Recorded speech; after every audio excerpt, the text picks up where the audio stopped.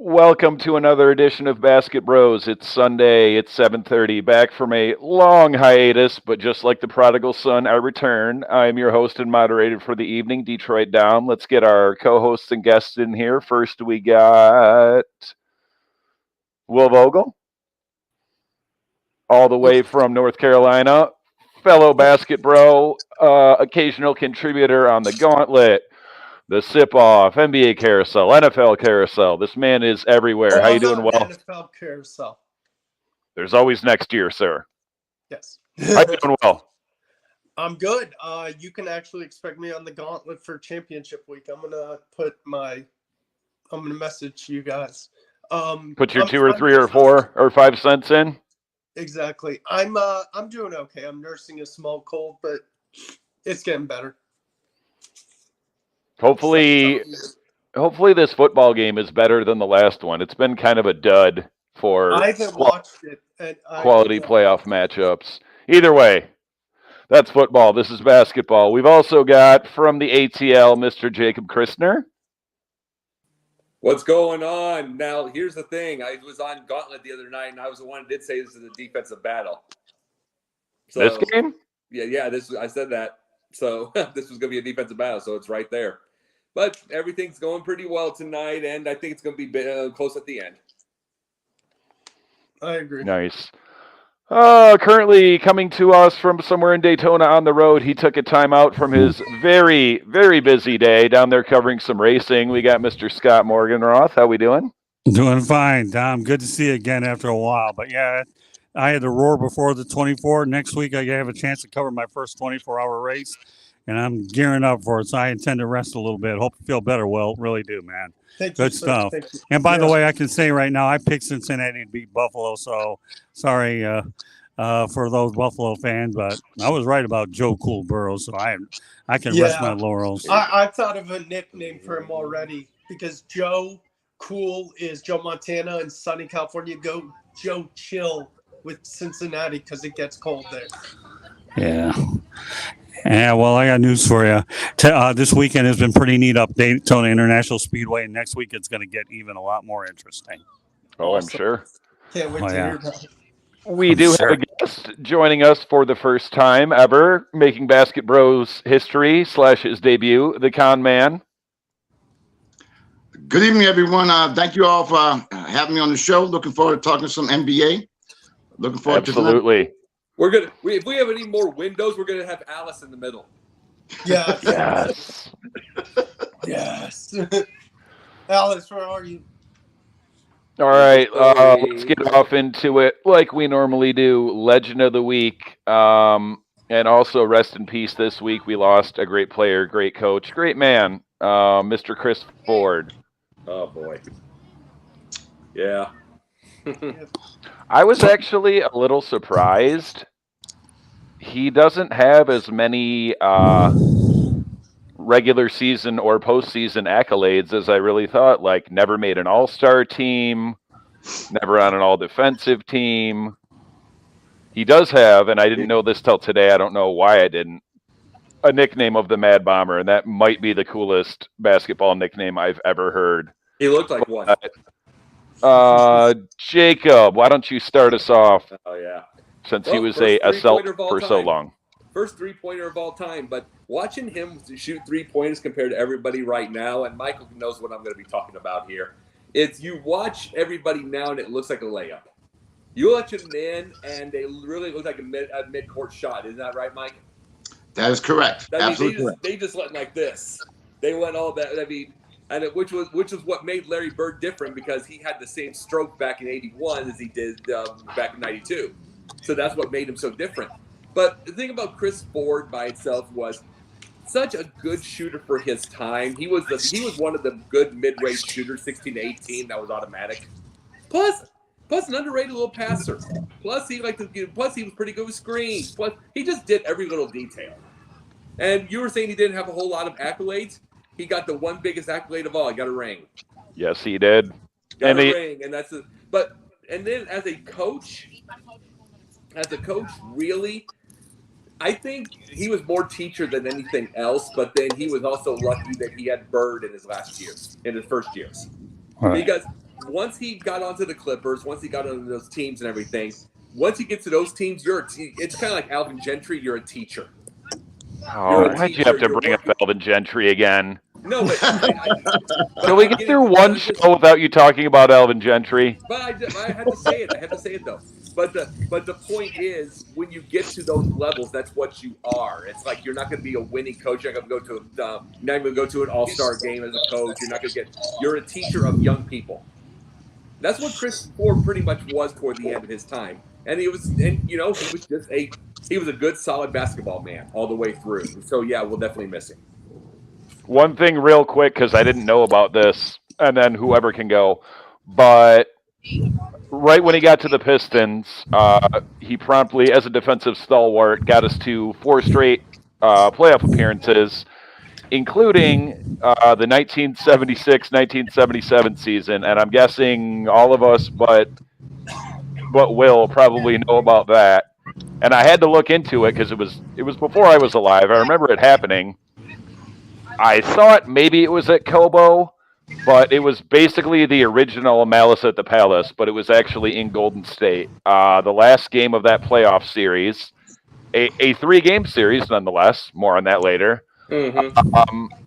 Can't remember the guy's name. Something Dudley. Rick Dudley.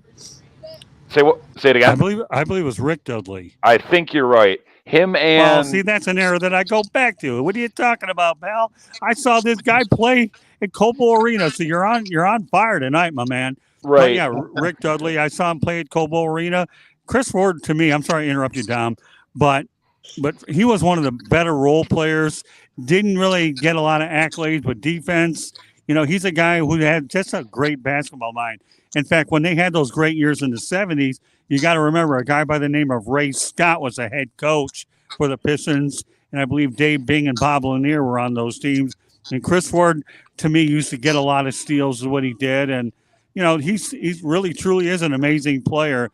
And yeah, the rest in peace without a doubt. But Cobo Arena, I saw him play some good basketball back then, and to me, it was just pretty neat. And it is unfortunate he passed away, but those are some pretty decent teams back then.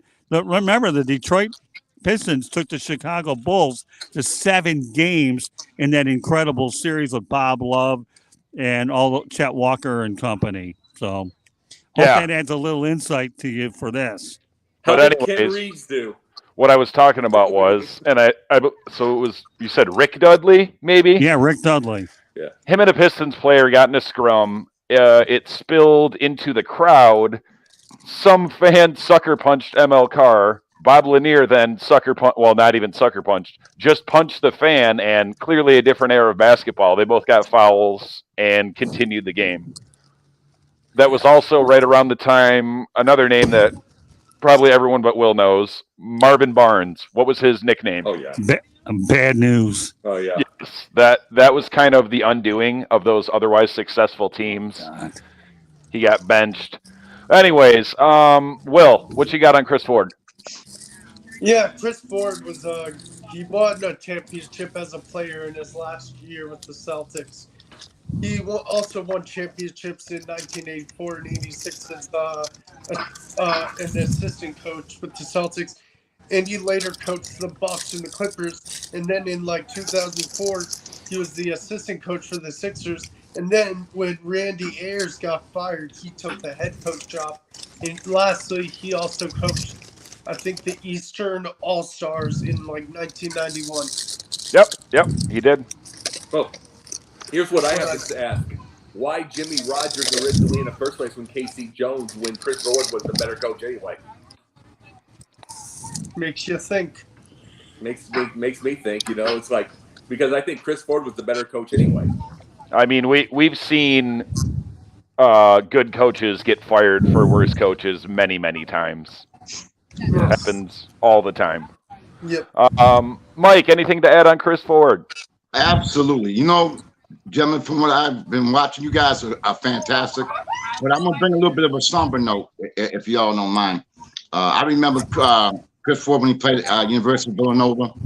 I remember when he played with the Celtics, and of course, I have fond memories of that. But also the fact is, gentlemen, you know, I claim to be a basketball historian, and I had the pleasure of having Sam Jones on my show 3 months before he passed away. And the stories that he told about the old Celtics, Bill Russell winning a championship, coming home to see his house defecated on, how they could, the African-American players could only drink off one bubbler while the white players would drink off the other bubbler. They couldn't eat at the same restaurant. So, I mean, I go back to that level. So it brings me a sad moment because we lost Sam Jones. We lost Tom Heinsohn. We lost Bill Russell. We lost Chris Ford. We also lost Paul Silas. So, you know, I mean, this is all within a year and a half. You know what I mean? So, to me, just to answer your question about Chris Ford, I do have quite a bit of memories from him. I used to always go to the Celtics games as well. And, you know, Chris was a very fundamentally sound. He wasn't quick. He's about 6'5". Wasn't quick. Definitely could not jump at all. What he did was he out-thought you as opposed to using his athleticism. But, you know, for him to have the career that he had to be doing something right. And that's why I think he ended up becoming a pretty good coach because he knew the fundamentals. And if someone on this panel was stating he wasn't a coach, he was a teacher. There's a difference. No, Mike, and another thing, Mike, to say about this is like, this is telling you that time just flies by. Because before, out of all of those Celtics teams, the only two that we could say, the only three from Celtics that we could say passed away within those 20 or 30 years were Dennis Johnson, Tom Heinsohn, and Steve Maravich. Those are the only three. Now that's 5 in 1 year. So it tells you that time flies by. I forgot Dennis Johnson died. Great point. Great point. 2004. Great point. Yes. Great point. Yeah. So time flies on by. Okay. Yeah, anyone? Anything else on Chris Ford? Yeah, let me add something to it. I remember when he played on those teams in the 70s, and the Pistons had a guy by the name of John Mengelt, who was really a scrapper too. So, you know, that Piston team was really, really well coached by Ray Scott.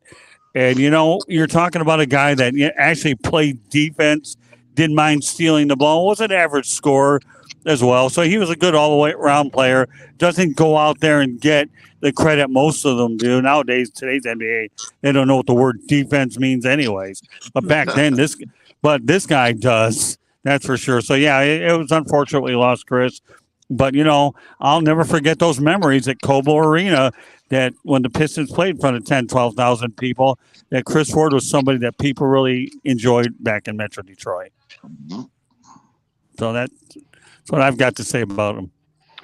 Okay, let's slide on to our next topic, which I believe is a Basketbros Moment in Time. This was a fun one. I remember that. I was just a spry young lad at the age of 14. Actually, no, because it was in April. I was 13, turning 14.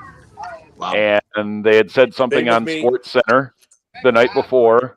I was probably Olbermann and Dan Patrick, and they said, David Robinson needs 71 points in his season finale to overtake Shaquille O'Neal for a scoring title, and he did it.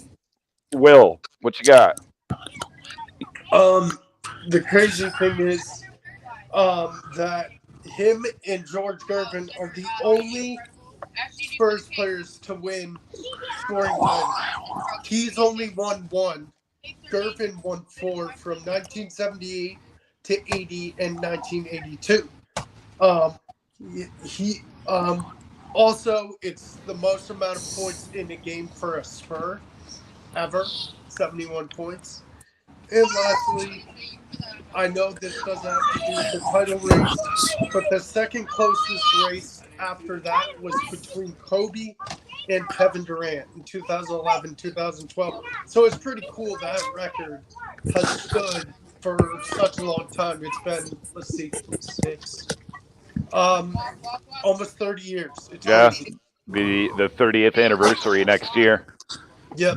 So yeah, it's between two of the best big men of all time, who are multiple champion winners, who are Hall of Famers, who've done a lot in their career, many awards, many accolades. So it's really cool.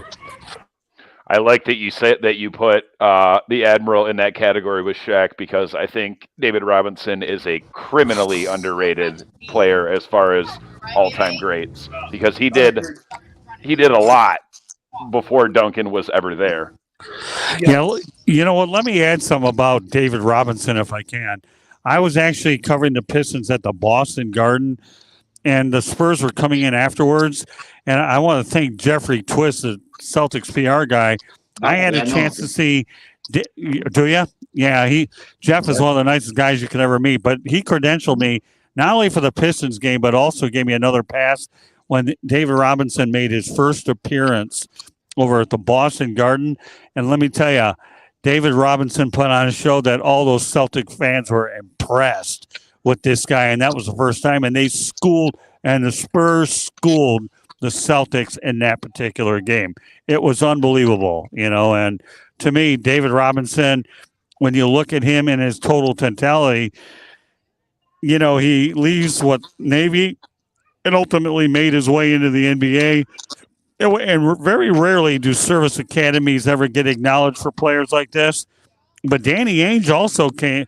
He wasn't in a service academy being out in Brigham Young, but, obviously I think that's where the Air Force is located. But getting back to David Robinson, he put on a show there. I knew right then and there that David Robinson would be a thoroughbred, and the Celtics fans got a good look at what the NBA would be in for, and they were totally impressed. Let me give you some box score highlights, and then I'll go to you, Jacob. 26 of 41 from the field, 1 of 2 from 3. He did shoot three-pointers on occasion. 18 of 25 from the free throw line. He was just on. No one else on the team took more than 10 shots, nor should they have. Terry Cummings went 2 of 10. It was a lot of David Robinson. But what do you got, Jacob? Just think about this: shooting threes. He was basically Chris Mullin when he did shoot threes because he was a left-hander. But think of this for a second. He and Shaq didn't get along, so for him to say you need 71 points, he did that out of spite. He wanted that title to go. He wanted to go after Shaq, and he did it. But the thing about the biggest thing with this is you think about David Robinson. Will brought up George Gervin. You get the feeling that those two eras unfortunately could not mix. Yeah. Because they both missed each other. I'm not saying that they were far away from each other, but I mean, because I can tell you this, Gervin would have loved a powerful center there. He would have loved a powerful center to be able to give that and be able to to make his life easier. And darn good and well, Robinson would have been wide open from anywhere from 2 feet to 18. He'd have been wide open with Gervin around because it'd be the double teams. Those two, see, that's the big thing about when you have people miss it now because we have these. What's the good thing? Say we have these super teams. You know what I mean, Mike. You know what I mean, Scott. Mm-hmm. We have these super teams now. They all always play together. But because of this, we always have this thought process. What would this have been like if this team? We put this on Basketbros all the time. David Robinson and George Gervin. Just imagine that part with each side being open and the athleticism that David Robinson had. Because David Robinson was, you got to remember, David Robinson was one of the first centers. Samson was the first, basically, the 7'4", going down the court. Robinson did it regularly. And then Shaq finished it. So those were the things. So overall, I get the feeling that it would have just been, you would have thought that he would have won a couple more. But 3 years later, you get Tim Duncan. 3-4 years later, you get Tim Duncan, and that's it. And then he was, plus he had knee injuries, plus all that. But I will say this part. I had, Mike, Scott, you know about this, Scott. I had a big business guy, like business sports guy, on my show on the Pundit Views. David Robinson would be wonderful for that because he's huge in business. Oh, He'd yeah. be wonderful for an interview also. Well, it's funny how you bring that up, Jacob. When I first started getting shows for a lot of my particular broadcasts, as well as when I work with another guy here in South Florida, and I looked on LinkedIn, which is probably a good source to get guests. At least I've used it a lot, as well as Twitter and Facebook, LinkedIn especially. I think what impresses me is what these guys have done after their playing careers, not so much what they did during their player careers. And that's how I landed a lot of really good guests. And I think that, to me, anybody can sit there and do whatever you want in the limelight, right?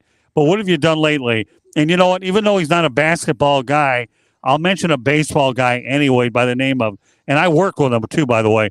His name is Barry Foote, former Yankees catcher. I don't know if you guys have heard of him. Do the research. Everybody got Google anyways. And Barry Foote, to me, I worked with him when he was managing in the Yankees organization in Fort Lauderdale. And we've maintained a friendship for the better part of 40 years. I see him on LinkedIn. I'm trying to get him on shows every so often.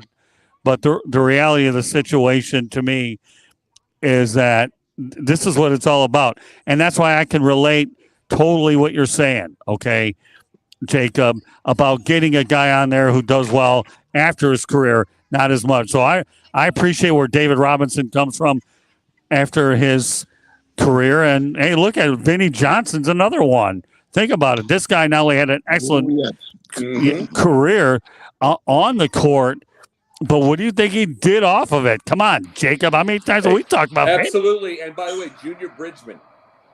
Another one. Junior Bridgman. You know what we should. I must not be aware of Vinny's other off-the-court accomplishments because he's a terrible commentator. So, Will, I got a suggestion for you, okay? Think about it. You like to research a lot anyways, right? Why don't you go out there and research guys that had great post-game, post-career moments, and I'll bet you, Will, with your research abilities, pal, you could come up with 4 or 5, 6 and easily have a credible broadcast with it. I really do. We already rambled off a couple, right? Yep. So, I mean, think handful of guys. Yeah, I mean, I know, Will, you always like to research a lot.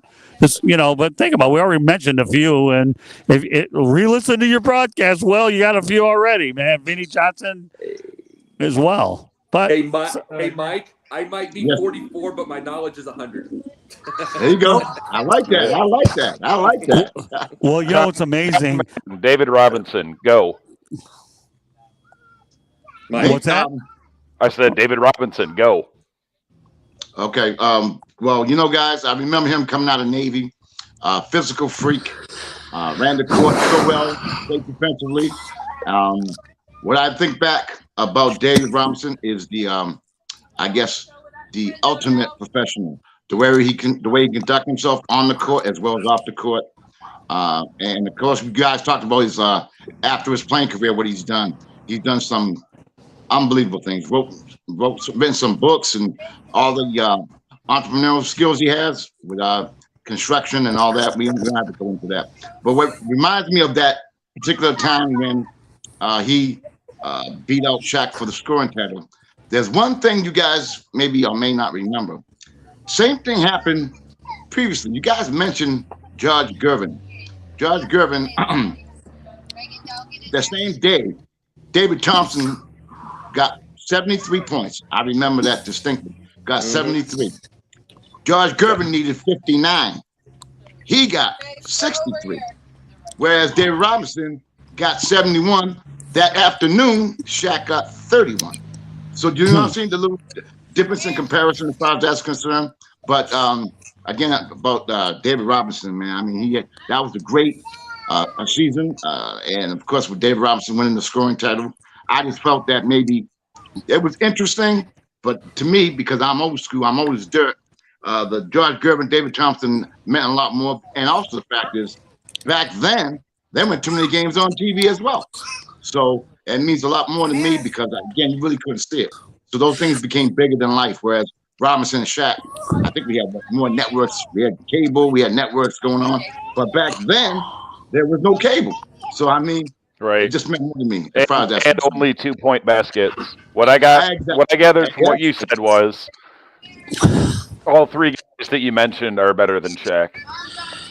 Well, Michael, I remember David Thompson real well with the Denver Nuggets, and I believe he was involved in that big 186 to 184 game that set NBA records for most games. But David Thompson was a heck of a player. He really was. You know, Offensive I machine. can tell you You know stories what's about crazy? that one. I can tell you. That 186, 184 was still not busted.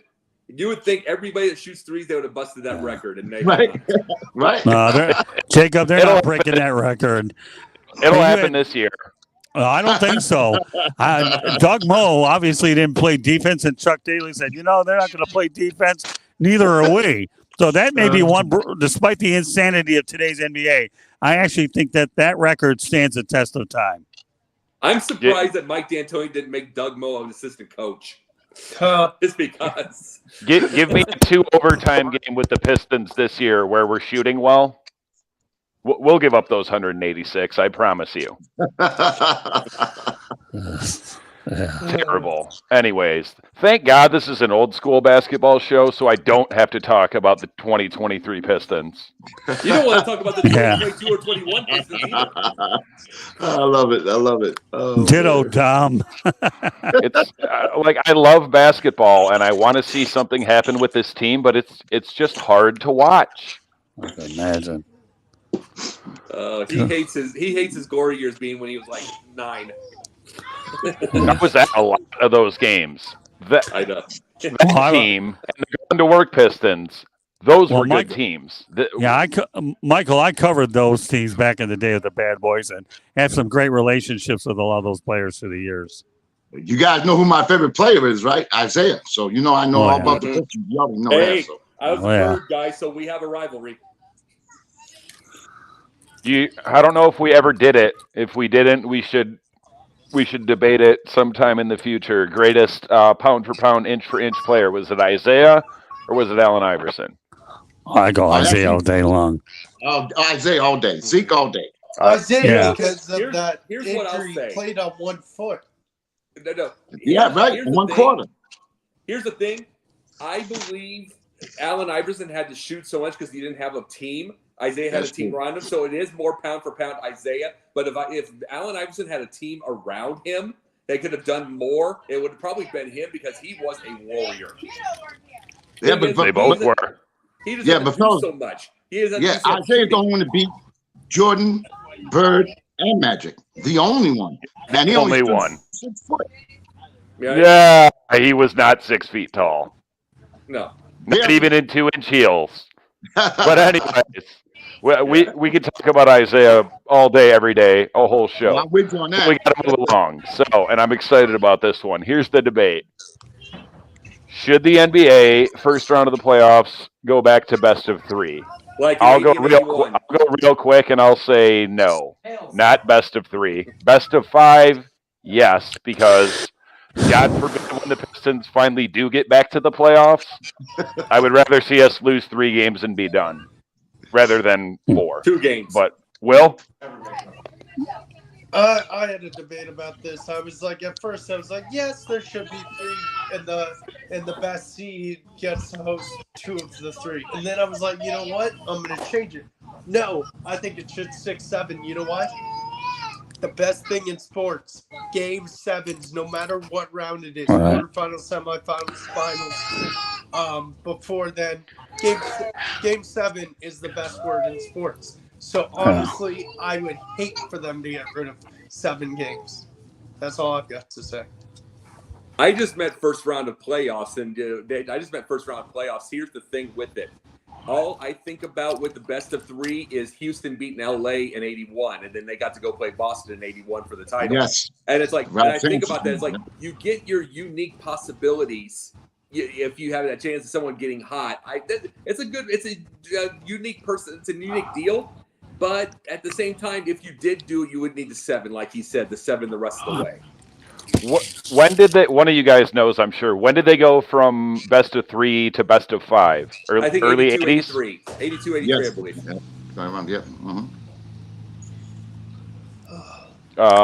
Scott, Mike, what do you got? What do you think? Well, you know what? I'll tell you what. No way best of 3. You got to go 5 all day long. Best of 5. I don't care what anybody says. Too short a series. I mean, too much travel, short period of time as well. It's not baseball, where you have a 3-game series. This is basketball. So I stay 5-game series all day long. And more importantly, I'll say what Will said too. The best words in sports are Game 7, and I've attended a few. And the electricity is it's off the charts. Oh, I love 7. Don't get that wrong. I love 7. But I was just talking about first round. No. And I'm saying, Jacob, that I would go best of 5 all day long. I wouldn't. No way, best of 3. Forget that. Yeah. Well, here's another question. Maybe someone remembers. When did they go from 5 to 7? That was, I can't even remember. I think 5 in the first round may have went all the way into the 2000s. Didn't it? Yeah, because. Yeah, I mean, we can talk about this for a while because Will said something about Game 7, and now I'm intrigued. Because while I don't deny Game 7 is the best thing ever, how often do we see 7 games in the first round? Other than when the Celtics won that one in the 2000s, and it was rigged because no one won a home game, and they had to go 7 games against Atlanta and Joe Johnson because no one won a home game. All right. What do you think, Mike? My take is I agree with you guys. I think the 5 games in the first round, I think the 5-game method is really good because you go to 2-2-1, and I think that's a very good method. A lot of times teams, a 3-game series, it's just not enough time. You get a 5-game series, the team has a lot more opportunity to do more history, more studying the offense and defenses. I think it's and plus at the end of the day, fellas, what do the owners want? They want more games because it's more money. So at the end of the day, you got to look at it from that point of view as well. So I like the 5 games, first round. The other thing I thought about when it comes to that, because it's something I've noticed in the NBA the last few years, more so in the West than the East, but both conferences in general, teams aren't necessarily concerned or, trying their hardest to get that number 1 seed because you're going to face, if you end up the 2 instead of the 1, then okay, you get the 7 instead of the 8. But it might be different if it was just 5-game series. It's hard to say. The NBA versus the NBA that I'm trying to watch now versus the NBA that I grew up on, even the NBA that Will grew up on, it's so much different, and it's not for the better in my mind. Yeah, that's true. I grew up with the 90s stuff. I love the 90s NBA. Right.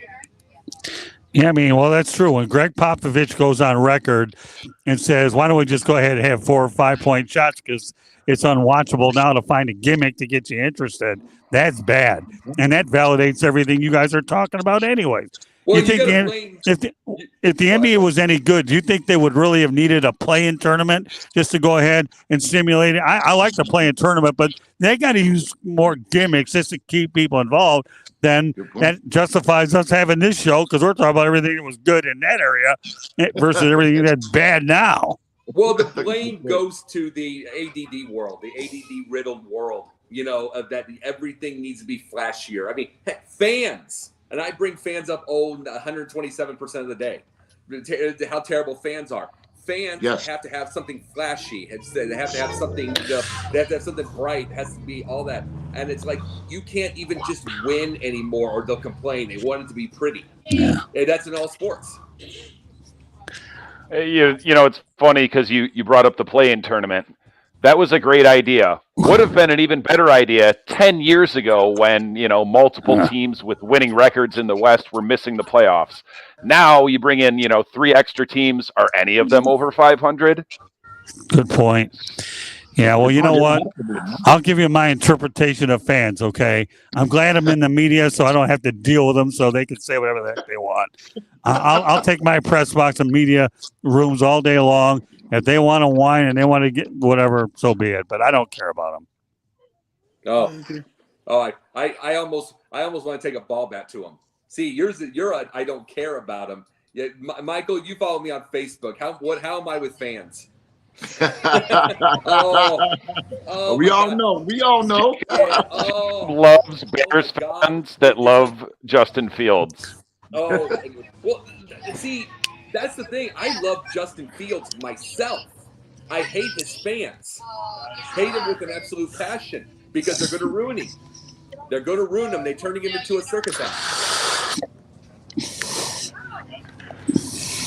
It's just there's a big discrepancy between fans and knowledgeable fans. I find this a lot, in the Pistons fan base, in the Lions fan base. I would say the Tigers, but we don't have very many fans left. Rightfully so. And the few Red Wings fans that are hanging on, keep hanging on. Stevie Yzerman, he's got to steer it in the right direction. Okay, let's move on. The past versus present. Maybe I misspoke on purpose. I think we have a new. I think what Will said it himself. We got ourselves something new. We got a new topic every week. Yes, we have to come up with a snazzier name, but this is a great one. Yeah. Yeah. Past versus present. Will lead us off. Hakeem Olajuwon, Joel Embiid. It's easy. It's Hakeem Olajuwon. The guy has the dream shake. That move is one of the best moves of all time, along with the Dirk fadeaway. The best move, but keep going. The best move. It is the best move. And then also, he's the all-time leader in blocks all time. He won MVP and Defensive Player of the Year and Finals MVP in the same year, and other stats and awards. So I know Embiid's career is not over yet, and we still have yet to see. It's Hakeem. It's Hakeem all day, every day. Well, my thing with it is if you were to have my past versus present is like a one-on-one game. Yes. Let's get into that. A one-on-one game. And my big thing is, like, it would really depend because everybody shoots threes now. That includes Embiid. But three-pointers, even with, is only gone up like 2% even over the years, even with the amount that you shoot. So it's still about 35%. I mean, if Embiid's hot, it's Embiid. You know what I'm saying? Especially if it was make it, take it. If it's, but if all day long, if he starts missing, no one stopped those moves underneath. No one stopped those post moves. So who do you have? I mean, truthfully, you got to realize when he had that the very first NBA Africa game, and he played about 9 minutes, Olajuwon, that dream shake, he was 1 for 3, but still able to fool people. So I still think even in that time, he could fool Embiid. So yeah, I'll put Olajuwon in a close one. And he could shoot threes himself. He could. Remember the All-Star game where he shot one and made it, and then Shaq ran down the other end and airballed? Yeah, exactly. That's the difference between Hakeem Olajuwon and Shaq, in a nutshell. Yeah. Well, I mean, here's the deal. Olajuwon, not even close. He had a great career, 5-slam at JAM at University of Houston. Of course, they blew it with free throws, losing to NC State. But the guy won a couple of championships with some really good Houston teams. So, in my mind, this isn't even close. I mean, Joel Embiid's okay. He's injury prone a little bit, and he does trash talk in today's NBA. Right? Okay. But here's the deal. When you guys brought this up, this was the easiest topic I've ever had to deal with because I didn't have to consume a lot of voice on this. Olajuwon all day long. Not even close. Carry on, as Kendrick Perkins would say. Well, yeah. I'm gonna give you guys a little bit of difference on this one, and I'm old school. Now, if I was to interpret the question, it was one-on-one. Am I correct? Correct. Yes. Okay. So we're talking team. Olajuwon has them hands down. But if you're talking about one-on-one, think about this. And it's hard to compare because of different eras.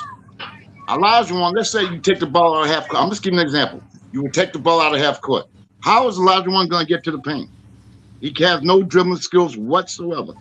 Once he gets inside the paint, it's a wrap. Now you get Embiid because of 2023 and the three-point shot. If you notice, he brings the ball up.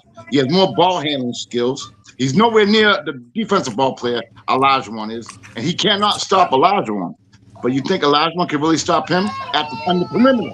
In the perimeter, because if he brings it out, and it's like my man was saying, he starts hitting that 3 or 2, whatever. That means Olajuwon's going to have to come out, and then that can make a big difference as well.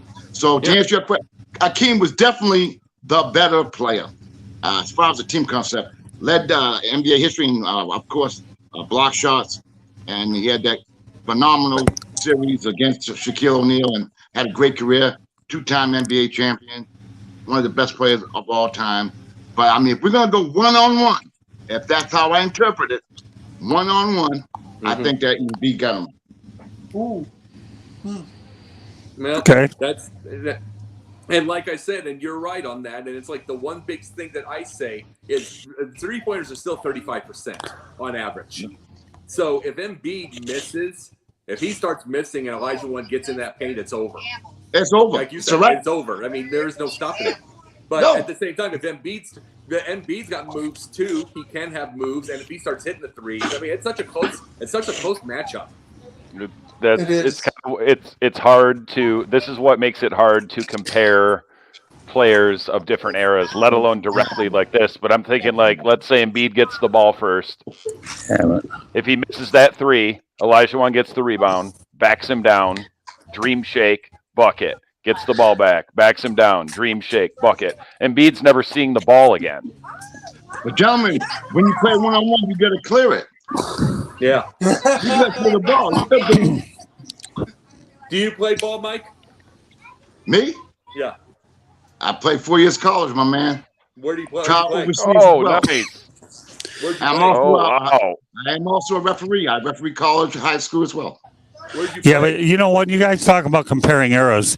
If you're ever going to cross over eras, these two guys are the right players to cross over because they are impactful in their own respective eras. They are. Correct. Remember the word impactful. Whether you think it's close or not, got nothing to do with it, okay? Mm-hmm. It's what they've done, their body of work. So, you know, I personally don't like to compare eras. It's something that I really it's against my policy. But there's always an exception to every rule. And this particular comparison with Olajuwon and Embiid, in my opinion, is the exception to every rule because they were impactful players at their time. Obviously, Embiid plays in a league that defense is like Spanish, German, and Portugal. It's a foreign language, okay? It really is. Yes, but meanwhile, Olajuwon played in an era of basketball where defense is like English. Everybody knows how to do it, but not today. The NBA.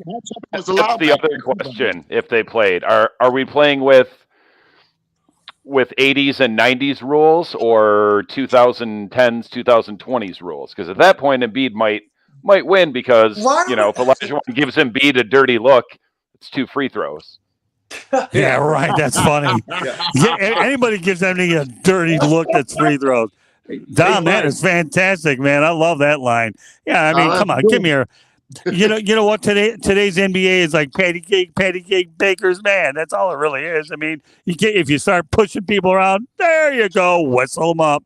Nobody knows anything about swallowing the whistle because they're too busy using all these if they swallow the whistle, they get ironed. Before we move on, ponder this.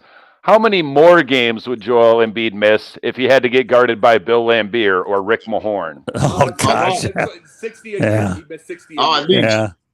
Yeah, you know, guys like Embiid are like paper mache. Everybody will go out there and say how fragile that Giancarlo Stanton and Aaron Judge are fragile, although Judge wasn't so fragile this year. But let me tell you what, if Joel Embiid would play, everybody's saying that they should shorten the season to 72 games. You had to try to sell that one on the owner, Steve Kerr. Not going to happen. They didn't do it then. They're not going to do it now. Good luck. No way. I do have one thing I can say about that. It's like if he would come back to a time machine into those days, he misses 60 a year. It's because he's not used to the beating. Now, you got to remember all those guys were tough because you got to realize someone like Tiny Archibald had that broken jaw and had to have that neck brace with that on there while he's playing because he's afraid to lose his job. These are the times that you have that. There's those signs, and then those knee braces that Pete Maravich had. They look like they came back from the caveman era. It's like you get those. See, you had that, but like if you put Joel Embiid, you put LeBron James in those areas. Much as I know they're weak now, you don't have a choice but to play. And then the thing is, and then of course, both of them would be about 30 pounds lighter because there's not the same training anymore. So you got those things, so we just can't tell. But the biggest thing is, I wanted to ask this real quickly. Mike, where did you play college? Framingham State. Where? Framingham State. Ah, okay. Heard of the name. Was that D2 or is that NAIA? That was D3, and we had the Nation's Leading Scorer my junior and senior years. He ended up getting drafted by the Celtics. His name was Mark Van Valkenburg. Yeah, Framingham. Isn't that outside? Isn't that a suburb outside of Boston? I think I stayed in Framingham out there. Isn't that Framingham? Well, and there was also a place called Hellenic College. I don't know if you guys know that. I've heard of it because they used to do their warm-ups there. They used to do their That's where I first met Larry Bird. Yes, right after they lost to Magic Johnson. They used to play at Hellenic College. BC used to come in practice as well. So we would always take the trip from Framingham State, which is about 15, 20 minutes away. Hey, Michael, I don't know if I've ever told this to you first time we're doing something together, but when I was covering the Pistons back then, I had a chance to talk to Larry Bird after a game. My colleague, George Eichhorn, would get the Pistons if we were doubling up, and I would get the visitors.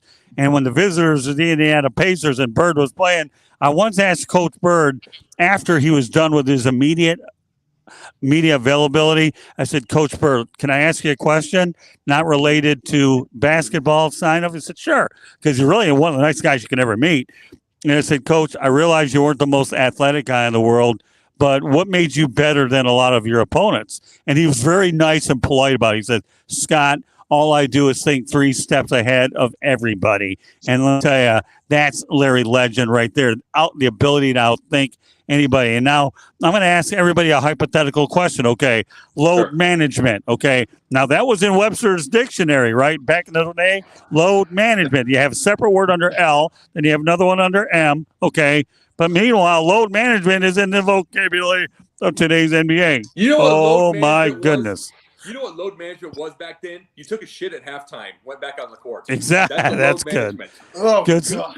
Oh, yeah. Wow. Well, that might be TMI, but okay. That's just what load management was. But let me tell you something. Since this is not a show that's FCC regulated, we all know, well, some of us know the Federal Communications Commission, which governed me when I was back in the radio business years. Anytime. They would have gotten on our case for making that, but thank God this is a different animal, right, Mike? FCC, you don't mess with those people, do you? No, not at all. Not at all. Not if you want to get fined or fired. No. Framingham Community College, FCC. No. Oh man, wow. No, we're better than that. But Jim, do you guys know this? I want to see if you guys know this. Do you know that Larry Bird's left-handed? Yep. I do. Oh, you do know that? Yes, I do. And it's like you're probably the only one. When everybody was talking about that left-handed game in '86, when everybody talked about that, I was like, he scored 25%. He scored 25% of his career points easily, left-handed. Easily. All right, so Mike, let me ask you a question. Okay, what legendary coach once upon a time coached over at Indiana State? Legendary. We'll see if you can get this. Oh, that's legendary. Indiana State. Yeah.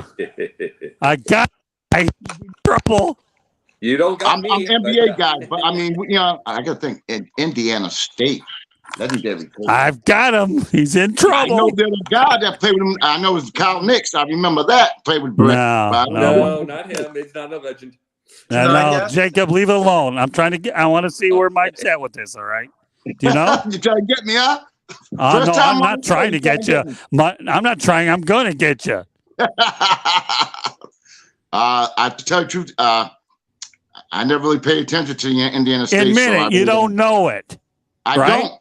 Okay, no. John Wooden, UCLA, coaching Indiana State. Well, how was I going to get that? Well, I don't know. But you know what?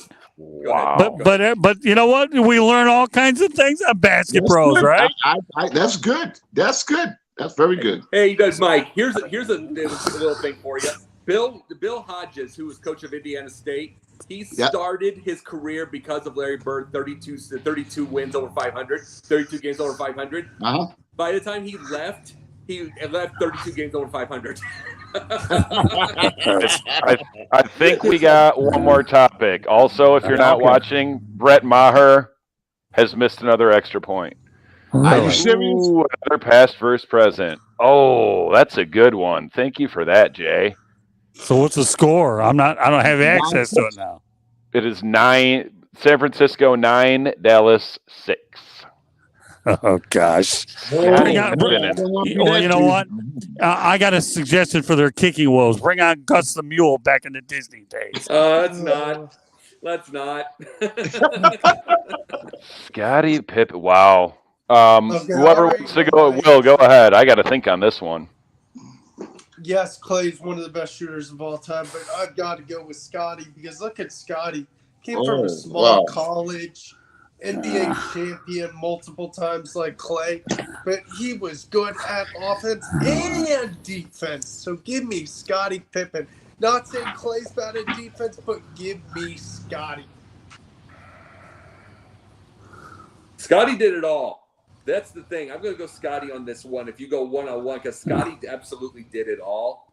And plus the fact, in truth, if you wanted to tell something, Klay Thompson was more one-dimensional than Michael Thompson was, that his dad was. So, I mean, is Klay Thompson an amazing shooter? Yes, he is. But in comparison to everything, Scottie Pippen darn near did it all. So I'm going to go Scottie if you have a one-on-one. He did everything. Scott? The only thing I care about Scottie Pippen is people call me Scotty, and that's it. So that's it. Number one, okay. Yeah, I mean, the people that like me call me Scotty. Otherwise, you know what? Being a guy from the Bad Boys era, and I can't believe I'm saying this here on a national broadcast, give me Klay Thompson. I hate Scottie Pippen. He never belonged on one of those big teams, and he was Michael Jordan's puppet is what he was. That's all. I actually say what you really mean, man. Say what you really mean. Well, I am. I'm the Motor City Man Mouth, Mike. What do you expect, man? I am. And I'm... But no, I'll take Klay Thompson. It's one of the only nice things to say about today's NBA. But Scottie Pippen and Scotty Morganroth are the only things we have in common, or Scott, depending on how you want to address me. And plus you're better with your money than Pippen is. What's that? Plus you're better with your money than Pippen is. Scottie Pippen any day. I can't hear you well. I said I'd take you over Scottie Pippen anyway. Oh, I appreciate the kind word. Well, very good. Well, I'll tell you, he knows. You're better with your money, Scott. Scottie Pippen. I'm going to say really quick one thing. The thing I hate about most, even though I picked him, is when he was on NBA Today, where he was like, Michael Jordan made me look bad in the documentary. I'm like, dude, shut up. Man up. You're an adult. Man up. Well, let me go ahead and back you on this. When Scottie Pippen had a chance to get out of Michael Jordan's shadow and Phil Jackson was coaching, the moment was too big for him. And as a result, he sat on the bench, period. So, you know, He's a quitter. Oh, yeah. Well, I mean, all day long, man. Think about it. I have no respect for Scottie Pippen, except that to me, when he had an opportunity to lead a team, he didn't. I just don't like the guy, period. You know, and again, this is one of those rare moments, okay, where I just left Daytona, so I'm high octane driving home, okay, and I'm actually having a dementia moment spelled DUMBMENTIA. I made up the word, okay. I don't think it'll ever get the Webster's Dictionary. I love that word. But it's the truth. I mean, the reality is, well, you get all kinds of stuff here, Mike. When I get on this show, anything could happen. I haven't even had my Culver's dessert tonight. I'm waiting for the sugar buzz to proceed after the show. But the reality of the situation. You for the energy. Culver's takes you. Oh yeah. Some of the stories I've heard from these people aren't even worth duplicating. But really, I have no use for Scottie Pippen. I really don't. I just think, to me, Klay Thompson's been a part of a pretty good dynasty of his own. And the one thing people have to understand is he has good basketball genes with Michael Thompson of the Lakers. And that's the one thing that, when you come from a basketball family and those genes carry over, this will be one of those rare moments where I go against Scotty Prima Donna Puppet Pippen. Okay, so we have some. Well, I know you're not big on nicknames in some cases, but I think you can. But I think you can register these ones. And Tyler, thank you for showing up. Not that we care about your opinion, but we got to see Everly in a picture. So thank you. We appreciate it. Yes. I'm going to say something real quick before these three go real quick because we need to wrap up the show. What is it? Oh, Scott, did you know his little brother played baseball? I'm sorry, what was that question, Will? Clay's little brother plays baseball in the majors. No, I did not know that. Thanks for the information, Will. Trace. Right. No, I didn't know that. But thanks for bringing it up. Interesting. Guys, go ahead, guys. Well, so what do you think, Mike? I'm going to leave personalities out of this only because I am a Pistons fan or was a Pistons fan. So I'm going to leave personalities. I'm going to go strictly by the question itself. I'm going Scottie Pippen. Yeah. Old school. He did it all. Old school. Played in an era where the hand checking was involved. I mean, he was like a dog. To me, Klay Thompson, once he hits that perimeter shot, I think you have someone like a Pippen on him or someone that played like a dog on him. I think Thompson would not play it anywhere near as well as he would if he had Scottie Pippen on him. So, Michael, can I ask you a question? Okay. You can, yes, sir. All right. Do you think that Scottie Pippen deserved to be on that dream team when Isaiah went out there and got shafted? Now you're gonna get me upset because that's my guy, so I'm gonna be very upset with that one. But of course Isaiah should have been on there.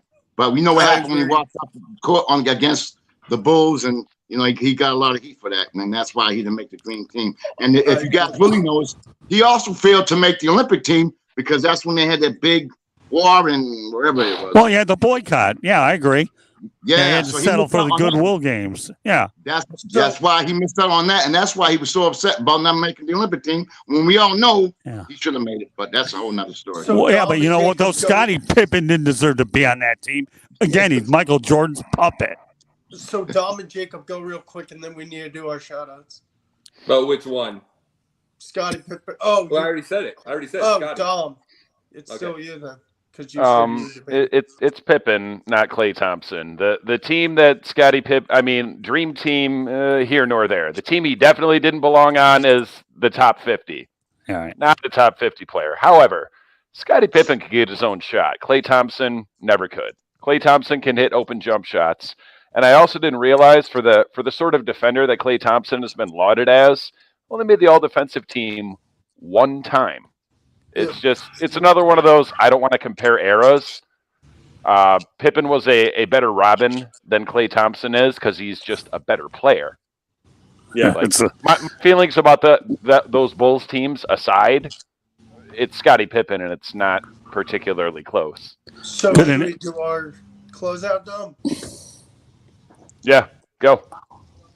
So, guys, this is the part of the show where we do our shout-outs and see where people can find us. I'll start real quick, then Jacob, then Scott, then Michael, then Dom.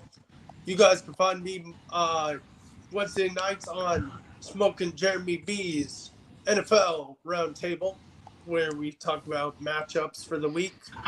This week we'll probably talk about the AFC and the NFC championship matchups and preview them and other topics. Friday, I'm going to try to be on the gauntlet. It depends if I feel better. I should be. I'm feeling a headache right now. Hopefully I'm better tomorrow. And then Sunday night Basketbros. Jacob? Sunday nights, Basketbros. Monday nights, the Pundit Views. Tuesday nights during the season, Confidential. Wednesday nights, a doubleheader. Scott, by the way, is with this. He's on Pundit's Pundit. And then I'm also on his show, The Sports Exchange. Thursday nights, I'm away from Sideline Sports. I have a show called Yin and Yang, which is politics, philosophy, film, theater, everything, art, all kinds of stuff. We talk about anything but sports. And then we're also working on a movie together that me and TJ Sampson are. And then once in a blue moon when they need me, and they were last week, the Gauntlet. So then I just kind of stay busy. Chris Scott. All right. Well, I'll make it really easy, and I usually don't, but I will. All I ask people to do is please subscribe to the South Florida Tribune YouTube channel, and then you'll see all of our shows as well. That's where you'll find them all. www.southfloridatribune.com gets it done. On Twitter @Tribune South. What a great show you guys put together today, and I'm glad I got off the road to be able to make it. Yeah, we're happy you joined too. Yeah, definitely. Mike? This has been an honor to be on your show. You guys, I'm going to tune every Sunday night. I swear to God, you guys got me in an uproar. I love this.